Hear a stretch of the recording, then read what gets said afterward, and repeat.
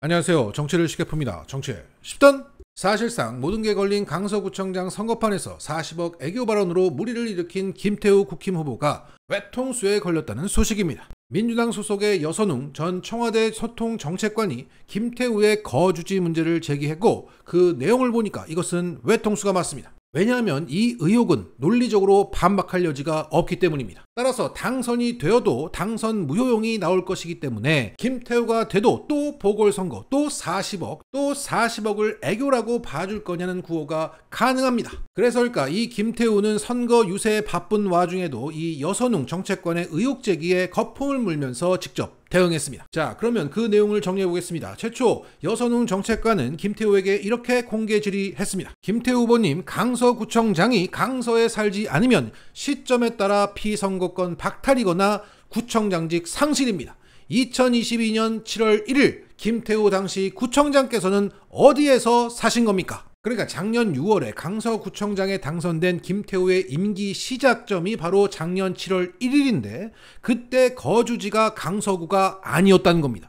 그러면 이건 깜빵이다. 모든 지자체 단체장의 재산 내역은 관보에 게재하도록 되어 있는데 그 관보에 따르면 김태우는 작년 7월 1일 기준으로 강서구에 살지 않았다. 김태우 스스로 강서구 소재 부동산이 없다고 관보에 신고하지 않았느냐. 자, 여기에 대해서 김태우는 이렇게 해명했습니다. 선거 테러도 모자라 이제는 가짜뉴스 선거 공작이냐고 하면서 여선웅이라는 사람이 2022년 7월 1일자에 제가 강서구에 살지 않았다는 취지의 주장을 하면서 피선거권 운운하는데 이는 명백한 허위사실입니다. 저는 2022년 6월경 기존 거주한 강서구 가양동 거주지에서 강서구 등촌 3동 주택으로 이주했습니다. 저의 재산 등록 서류에 상세히 나와 있습니다.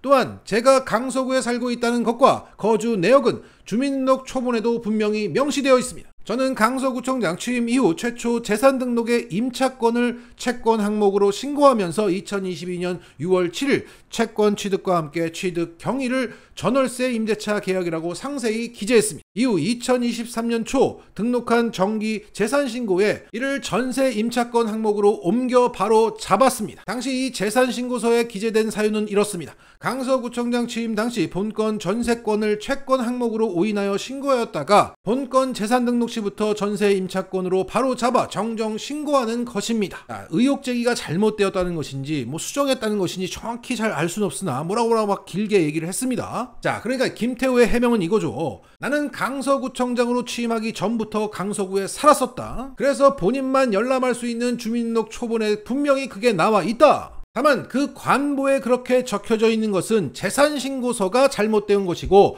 나는 재산신고서를 훗날 바로 잡았다. 따라서 이건 가짜뉴스 공작이라는 주장이었던 겁니다. 자, 여기에 여선웅 정책관은 이렇게 논란의 쐐기를 박아버렸습니다. 김태우 후보자 스스로도 해명글을 통해서 2022년 9월 30일 공개된 자료가 오인 신고된 것이라고 인정했습니다. 그러면서 2023년 정기신고에서 바로 잡아서 정정신고를 했다고 밝히고 있습니다. 하지만 이미 관보에 게재돼서 공개된 재산신고를 정정하는 신고 같은 것은 없습니다. 그러니까 재산신고서를 정정할 수는 있어도 관보를 정정할 수는 없다는 얘기입니다. 그래서 2022년 최초 신고는 그냥 허위신고, 부실신고가 되는 겁니다. 재산 허위신고 당선 무효용을 검색해보세요. 멀리 찾을 것도 없이 이균용 대법원장 후보자가 과거 법관 시절 재산신고 누락한 안성시장에게 벌금 200만 원을 선고한 바 있습니다. 그리고 2023년 초에 수정했다고 하는데 왜 2022년 동안은 재산 공개 후에 왜 잘못된 신고 내역을 고치지도 않고 가짜뉴스로 그대로 두신 겁니까? 가짜뉴스를 만든 사람이 여선웅입니까? 김태우입니까? 또한 김 후보자가 공개한 재산 등록 자료는 실제 관보 내용과 다릅니다. 관보에서는 김 후보자가 주장한 설명 내용이 없습니다. 본인만 열람할 수 있는 자료 말고 우리 관보에 게재된 자료로만 이야기합시다. 김태우 후보자는 지금이라도 제게 사과하십시오. 저도 가만히 있지 않습니다. 제가 참고한 관보는 아래와 같습니다. 라면서 관보를 공유했습니다. 그러니까 본인만 볼 수 있는 자료 말고 누구나 볼 수 있는 관보로 우리 얘기하는 게 맞다. 실제 당신이 강서구에 거주지가 있었다고 하더라도 그 관보에는 분명 당신의 거주지가 없었다. 그 관보가 잘못되었다면 당신의 잘못이지 나의 오해는 아닌 것이다. 더욱이 그 관보는 한 번 나오면 수정이 안 된다. 그게 당신의 실수든 뭐든 내 알 바가 아니고 일단 잘못 기재되었으면 당선 무효용이다. 그런 판결을 다른 사람도 아닌 당신과 친한 윤석열과 친한 이균용 대법원장 후보자가 그렇게 판결했다. 친구의 친구에게 물어봐라. 그러니 나한테 뭐라고 할 생각하지 말고 너는 당선돼도 벌금 200만 원 이상의 당선 무효형이야. 그런 줄 알아! 라는 내용이었던 겁니다. 자, 그 뒤로는 유세하기 바쁜지 김태우는 답이 없었습니다. 그리고 이 외에도 김태우 거주지 논란 관련해서 문제되는 부분이 많아요. 그 중에 하나가 김태우의 이 1,000만 원짜리 강서구 전셋집입니다.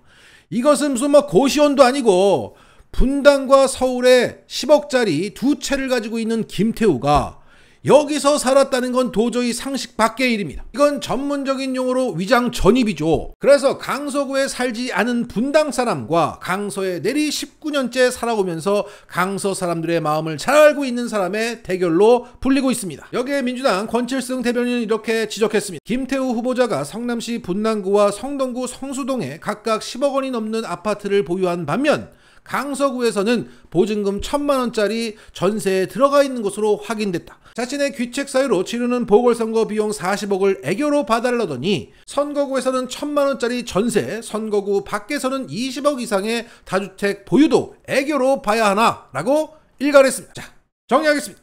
김태우는 당선돼도 또 보궐이다.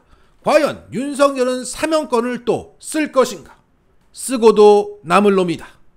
라스뉴사! 최근 한동훈의 법무부는 이성윤 전 지검장이 조국 전 장관의 북콘서트에서 했던 발언을 문제 삼아서 감찰 조사에 착수했습니다. 여기에 대해서 오늘 이성윤 지검장은 윤석열은 되고 이성윤은 안 됩니까? 라는 글을 올리며 반격을 했습니다. 현재 법무부가 문제 삼고 있는 저의 발언들은 다음과 같습니다. 무도한 검찰 정권, 전두환의 하나회에 비견되는 윤석열 사단의 무도한 수사 방식. 윤석열 사단의 무도함은 지금까지 무수하게 지적되었고 이는 진영을 떠나서 그 평가가 크게 다르지도 않습니다. 장제원 의원은 2017년 12월 13일 페이스북에서 무도하고 포악한 검찰, 윤석열 중앙지검장은 피해 복수를 멈추라고 일갈한 바 있습니다. 그리고 윤석열 사단을 검찰 내 하나회로 비유한 기사와 칼럼 또한 수없이 많습니다. 이 정도의 의견 표명도 제약된다면 표현의 자유를 보장하는 헌법과 민주주의 근간이 흔들릴 것입니다. 공산 전체주의가 따로 있는 게 아닙니다. 노무현 전 대통령 면전에 대고 대학 학번을 운운하던 검사도 징계를 받지 않았습니다. 그리고 조국 전 법무부 장관과 저는 2019년 법무부에서 함께 일했습니다. 4년이 지나 이제는 장관도 교수도 아닌 자연인으로 돌아온 옛 상사의 북콘서트에서 덕담한 것이 공정성을 의심받을 우려가 있는 자와 교류한 것이고 검사 윤리 강령 위반이라는데 그저 황당할 따름입니다. 윤석열 전 총장이 서울중앙지검장 시절 임기 내내 조선일보와 방상훈 일가는 수사 대상이었는데 이들과 회동했다는 언론 보도가 있었습니다. 그리고 또 다른 사건의 관계자였던 중앙일보 사주 홍석현과 술자리 유흥을 가진 것도 이미 확인된 사실입니다. 그 자리에 무슨 관상가도 동석했다지요? 이것이 전형적인 검사윤리 강령 제14조 15조 위반인 것입니다. 윤 전 총장 징계 당시에 사건 관계인이었던 설론 사중과의 만남은 불문으로 처리되며 징계 사유로 인정조차 되지 않았습니다. 윤석열은 되고 이성윤은 안 된다는 겁니까? 본질적으로 같은 것을 자의적으로 다르게 취급하는 것이 윤석열식 공정이고 결국 이것은 내로남불과 동의어라는 것은 이제 국민들이 압니다. 그리고 제 입을 틀어막는다고 해서 치부가 가려질까요? 자, 이성윤 지검장은 자신에 대한 감찰은 논리적으로 상식적으로 공정하지도 않다는 점을 통렬하게 지적하면서 반윤의 깃발을 높이 들었습니다. 이성윤 지검장은 훗날 기소청장이 되어서 검찰개혁을 마무리할 것입니다. 마치겠습니다.